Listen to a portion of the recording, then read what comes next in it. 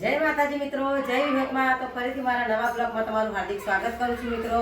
તો તમને અંબોય ખસી જતી હોય અને જો તમને વોમિટિંગ બહુ થતું હોય, પગ દુખતા હોય, એસિડિટી થઈ જાય, પેટમાં અતિશયનો દુખાવો થાય, તમે દવાખાનેથી દવા ગોળી પણ લાવો પણ અંબોયનો દુખાવો એવો હોય ને કે તમને આનો એટલો મીઠો દુખાવો થાય ને કે તમને અતિશય દુખાવો થાય, તમને બેઠે ઉસે ચેન ના પડે, તમને સૂતા હોય તો જપ ના પડતું હોય અને એટલો દુખાવો થાય ને તો તમારે અંબોય બેસાડવાની એક મસ્તનું સ્ટીક બતાવું છું. કે તમે જો એવી રીતે એકલા કોઈ નાનું બાળક હોય 10-15 વર્ષનું અને કોઈક વ્યક્તિ હોય તો એની કારણે તમે આવી રીતે અંબોય બેહાડાવો ને તો પણ તમારી અંબોય બેસી જાય છે. તો એને આપણે કેવી રીતે બેહાડવાની છે એને હું તમને આજે બતાવું. કે જો અહીંયા મેં શું લીધું છે, પહેલાં અહીંયા એક દીવો લઈ લીધો છે અને આ દીવામાં તેલની ડરવટ પલાળી દીધી છે, એક દીવા ચડી દીધી છે. અને પહેલાં તમારે શું કરવાનું કે થોડુંક તેલ લઈ લેવાનું હાથ પર આવી રીતે થોડુંક, અને જે આ અહીંયા દુખાવો થતો હોય એટલે તમારે પોચા પોચા હાથે આ નીચું ઉતારવાનું છે. આવી રીતે થોડા થોડા હાથે, તમારે બહુ ભાર દેવાનો નથી, પોચા પોચા હાથે તમારે આવી રીતે નીચેના ભાગમાં ઉતારવાનું છે.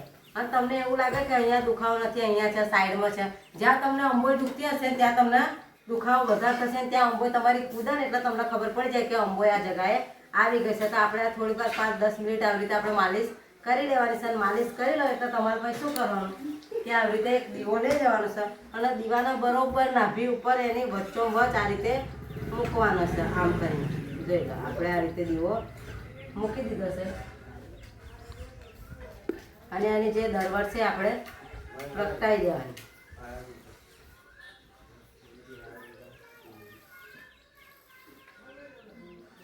અને આવો તમારે આ દીવો ચાલુ છે ને એટલે ધાર વગરનો લોટો લેવાનો, ધારવાળો લોટો કે ગલાસ લેવાની નથી. નકર એના જે દીવો સળગે છે એના કારણે લોટાની ધાર અંદર પેહી જાય. એટલે આવો તમારો વારેલા કોનાનો લોટો લેવાનો અને આવી રીતે તમારે અંદર આમ મૂકી દેવાનો છે. 5-10 મિનિટ થશે ને એટલે એની જાતે દરવટ અંદર બંધ થઈ જશે અને એના કારણે ગેસ થશે ને એટલે લોટો ચોંટી જશે ને જ્યાં તમારી અંબોય હોય ને વાયુ પદાર્થ અંદર છે એટલે અંબોય તમારી ખેંચી લાવશે. એટલે આપણે જો આ લોટો હવે છૂટો મૂકી દીધો છે અને 5-10 મિનિટ રાખીશું. જ્યાં તમારો અંબોય હશે ને ત્યારે જો આપણે આમાં લોટો હું હલાવશું તો પણ ઉખડતો નથી. જો એટલે એકદમ ચોંટી ગયો છે આ લોટો. એટલે તમારે આની ઉપર 5-10 મિનિટ રાખવાનું છે. અને જ્યાં કોઈ પણ જગ્યાએ તમારા નીચા ભાગમાં અંબોય હશે, ઉપર હશે, સાઈડમાં હશે તો પણ આ જે દીવો મૂકે છે ને અંબોય તમારી ખેંચી લાય અને નાભીની અંદર આવી જશે. એકદમ એડજસ્ટ તમારે 5-10 મિનિટ રાખવાનું છે. આ દીવાના કારણે અંબોય જ્યાં હશે ત્યાં ખેંચી લાવશે. તો તમારે પછી શું કરવાનું કે આ રીતે જોઈ લો, હું લોટો ખેંચું છું ને તો ખેંચાતો નથી. તો તમારે એને શું કરવાનું કે હવે લોટો તમારો ઉખેડો હોય ને તો એક સાઈડે આવી રીતે જોઈ લો એટલે હવા અંદર જશે ને આવી રીતે આપણે આજો આમ કરવાનો, લોટો ખેંચવાનો નહીં. થઈ ગયો સર આપણો દીવો બંધ. જોઈ લો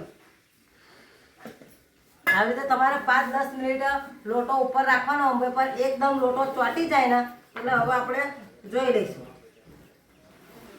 એકદમ કમ્પ્લીટ નાભીમાં કે આપણે જો અત્યારે દીવો મૂક્યો છે ને અંબોય એની જગ્યા પર આવી ગઈ છે. પણ તમારે એક વાતનું ધ્યાન રાખવાનું છે, હજી કોના વગરની વસ્તુ લેવાની છે, કાનાવાળી કોઈ વસ્તુ લેવાની નથી. નકર દીવાના કારણે જે ગેસ ઉત્પાદન થાય ને એના લીધે કોના પેટની અંદર ઉતરી શકે છે.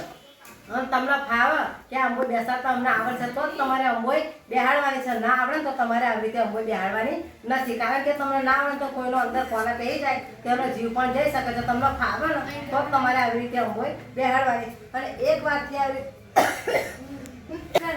એક વાર રીતે તમે બેસાડો કે તમને એવું લાગે છે કે હજુ મને દુખાવો થાય છે તો તમે બીજી વાર પણ આવી દીવો મેળવીને અંબોય બેહાડી શકો છો. તો તમારી અંબોય એકદમ કમ્પ્લીટ જગ્યાએ આવી જશે.